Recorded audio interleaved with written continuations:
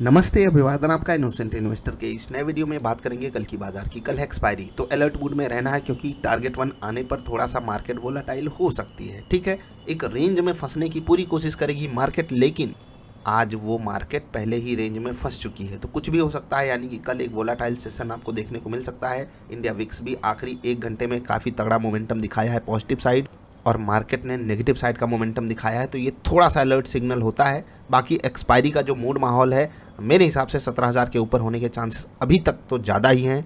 आपको वैसे भी फोकस करना है इंपॉर्टेंट सपोर्ट और रेजिस्टेंस लेवल्स पे, तो ध्यान रखिएगा इस पे। अभी कुछ इंपॉर्टेंट क्वेश्चंस मैं ले लेता हूँ। एक सवाल पूछा जाता है कि कैसे ये जो परसेंटेज वाला प्रॉफिट होता है ये आप कैसे कैलकुलेट करते हो, तो मैं आपको सिर्फ एक चीज़ समझाना चाहूँगा।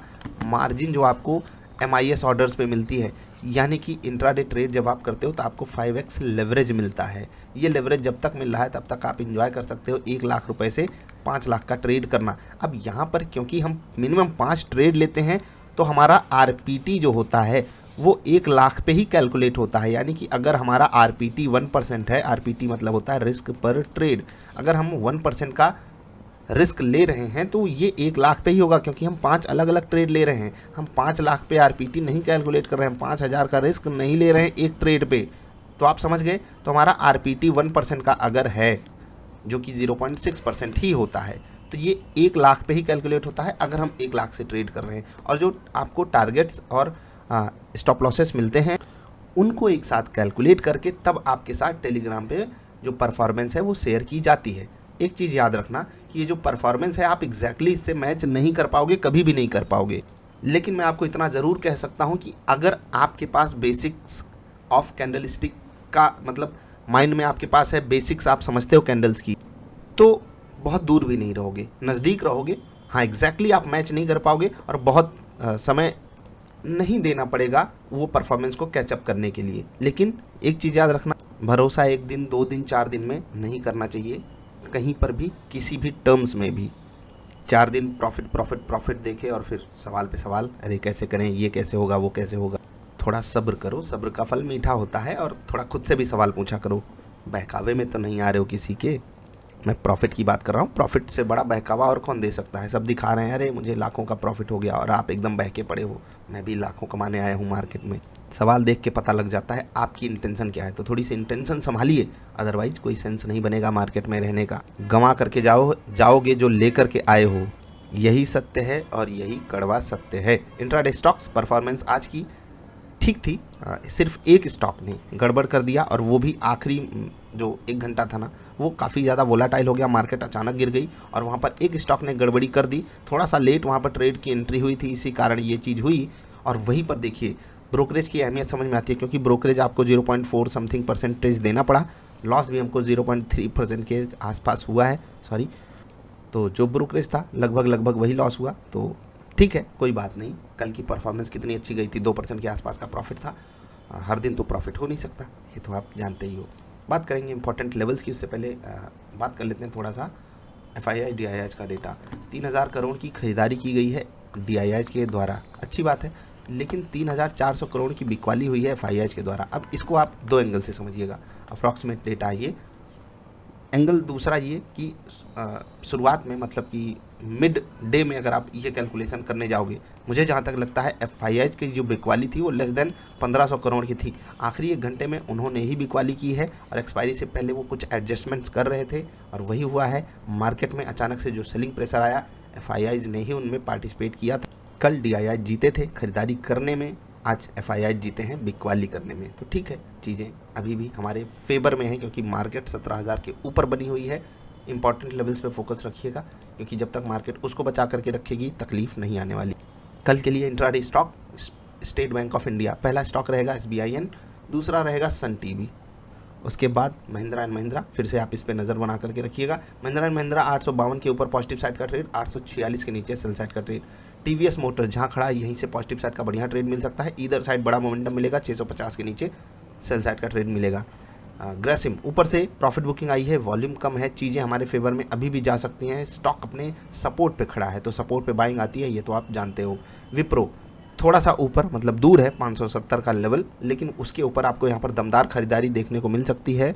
अगर ये 556 558 के आसपास मिल जाए तो भी बाइंग अपॉर्चुनिटी रहेगी। एक स्टॉक है IRFC, मैं आपको यहाँ पर स्विंग ट्रेड अपॉर्चुनिटी बनती हुई बता रहा हूँ, कुछ बातें ध्यान रखिएगा। मुझे ये स्टॉक 22 पे वैल्यूएबल स्टॉक दिखाई देता है, मुझे इसको खरीदने में हिचक नहीं करूँगा। बाकी स्विंग ट्रेड भी मैं पकड़ना चाहूँगा। यहाँ पर एक चीज़ याद रखिएगा, ये स्टॉक वैल्यू क्रिएट करने वाला स्टॉक है, आपको बहुत बड़ी ग्रोथ नहीं देगा, तो इससे आप एक्सपेक्टेशन वही रख सकते हो 15-20-22% वाली। मल्टी बैगर समझ करके 22 रुपये का स्टॉक मत खरीद लेना, नहीं तो पता चले कल को मुझे गाली देने आ गए, अरे सर आपके कहने पे लिए हैं, चल ही नहीं रहा है। तो मैं पहले ही बता दे रहा हूँ, वो चलने वाला स्टॉक है ही नहीं। वो आपको वैल्यू देगा, वो आपको डिविडेंड देगा, और डिविडेंड जिनको एंजॉय करना है वो इस स्टॉक को खरीद सकते हैं। वैसे बता दूँ अभी आसपास डिविडेंड भी नहीं आ रहा है, तो उसके चक्कर में पड़ना मत, स्विंग ट्रेड पकड़ लेना। ट्रेड कैसे पकड़ना है आई बटन पे वीडियो है, जा कर के देखना।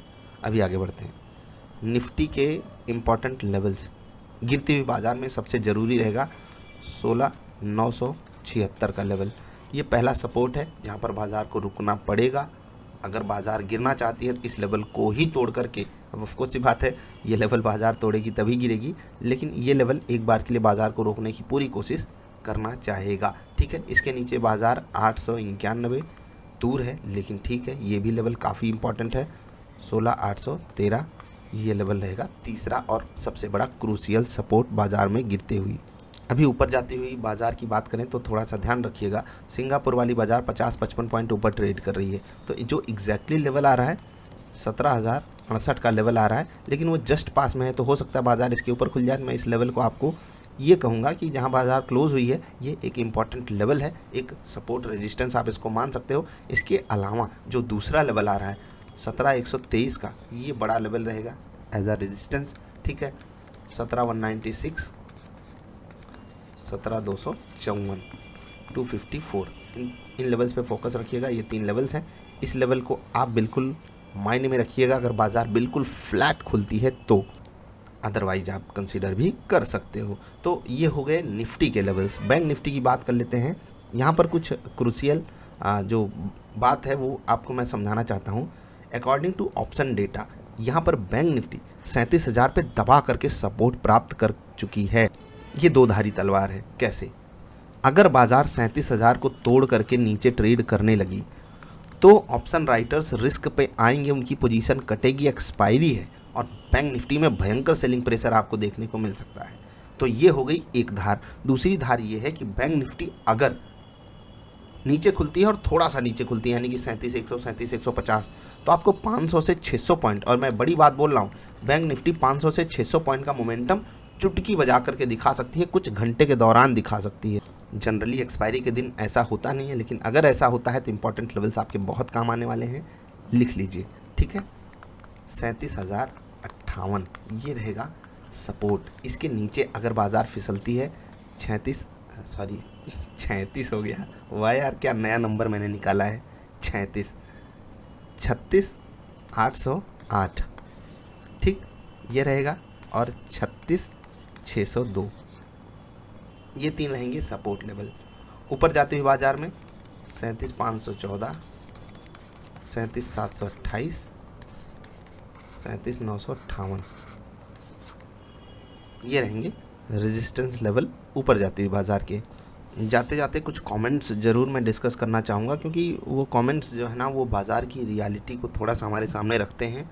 अनिल जी कह रहे हैं कि individual script is too much down, और यहीं पर आपको मैं कुछ बातें समझाता हूँ परफॉर्मेंस की, आउट परफॉर्मेंस की। मैंने हमेशा बोला है कि जब बाज़ार गिरेगी आपके भी स्टॉक्स गिरेंगे, बस आपको ये चेक करना है कि कहीं आपके स्टॉक्स ज़्यादा तो नहीं गिर रहे हैं। अब अगर आपका स्टॉक ज़्यादा गिर रहा है तो वहाँ पर भी तकलीफ़ नहीं है, क्योंकि हो सकता है आपने जो स्टॉक सेलेक्ट किया हो वो हाई बीटा स्टॉक हो। लेकिन अगर बाज़ार ऊपर आती है और वो स्टॉक ऊपर आने में आनाकानी कर रहा है तो वो हाई बीटा स्टॉक नहीं, हाई रिस्क वाला स्टॉक है। तो क्या आप बड़े रिस्क ले करके कम टारगेट के लिए, कम रिवॉर्ड के लिए किसी ट्रेड में पार्टिसिपेट करना चाहोगे? हाँ, न्यूज़ सेक्टर हिसाब से, स्टॉक के हिसाब से हो सकती है कोई, तो वो शॉर्ट टर्म पेन होती है, लेकिन थोड़ा सा आपको यहाँ पर चेक करने की ज़रूरत है। और ये बात मैं पोर्टफोलियो पे कर रहा हूँ, ये नहीं कि आप एक ही स्टॉक को खरीद के बैठे हो और उसी से पूरा पोर्टफोलियो वाला कंपैरिजन कर रहे हो। समझ गए? मतलब बाजार गिरे, अगर आपका स्टॉक ज़्यादा गिरा, जब बाजार ऊपर जाए तो आप ही का स्टॉक ऊपर भी तेज़ी से जाना चाहिए, और वही नहीं होता हुआ दिखाई दे रहा है। क्योंकि बहुत सारे लोगों के थ्रू ये सवाल आया था और कमेंट भी काफ़ी लोगों ने किया था। पोर्टफोलियो 3% गिर गया, निफ्टी थोड़ी सी डाउन है, कोई कह रहा है कि मेरा स्टॉक हैक हो गया, क्या ऊपर ही नहीं जा रहा है। अब मतलब कुछ भी 1.5 साल बाद शोभित जी कह रहे हैं कि यही देखना बाकी था, 1.5 साल इन्वेस्टमेंट करके बैठे हैं और पोर्टफोलियो आ गया नेगेटिव में। होता है यार, यही स्टॉक मार्केट की खूबी है, यही स्टॉक मार्केट की दिक्कत भी है कि 1.5 साल बाद आप हीरो नहीं जीरो बन सकते हो।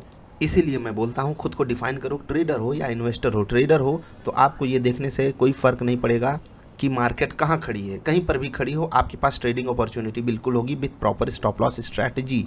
लेकिन अगर आप एक इन्वेस्टर हो तो आपको देखना पड़ेगा आपका स्टॉक कहाँ खड़ा है, आपके स्टॉक की परफॉर्मेंस, फंडामेंटल परफॉर्मेंस कहाँ पर खड़ी है, आपका स्टॉक मूविंग एवरेज को सम्मान देता हुआ ऊपर जा रहा है या नहीं। अगर आप इन सब चीज़ों को इग्नोर करोगे तो ये तो होने वाला ही है, और इसके सिग्नल हमें बहुत पहले से मिलते हैं। अफसोस की बात यह है कि फोमो में आकर के हम में से, आप में से बहुत सारे लोग इस चीज़ को अवॉइड करते हैं और बाद में फिर होता है पछतावा। कोई उपाय नहीं, बस वही बात याद रखिएगा, मार्केट आपसे कितना ले सकती है। 100%, उससे ज़्यादा तो नहीं लेगी, लेकिन जब देने पे आएगी तो 100% बहुत छोटी बात है। 200, 500, 5000, 50,000%, ये है मार्केट की स्ट्रेंथ, और उस पर आपको फोकस करना है। जो गया वो अपना नहीं था, जो आने वाला है उसके लिए खुद को प्रॉपर तरीके से स्ट्रांग बना करके रखो। जल्दी मिलेंगे, मार्केट के ऊपर खुलने के आसार हैं, बहुत ज़्यादा यूफोरिया मत बनाइएगा। और कुछ लोग सोच रहे होंगे एक्सपायरी बड़ी जल्दी आ गई, तो यार फरवरी है, 28 दिन की होती है, क्या करोगे 28 दिन में, और क्या ले लोगे। जल्दी मिलेंगे ढेर सारी अच्छी वाली वीडियोज़ में। वीडियो देखने के लिए आपका आभार। कोई सवाल सुझाव हो तो बताइएगा, व्हाट्सएप नंबर आपको नीचे मिल जाएगा। नमस्कार।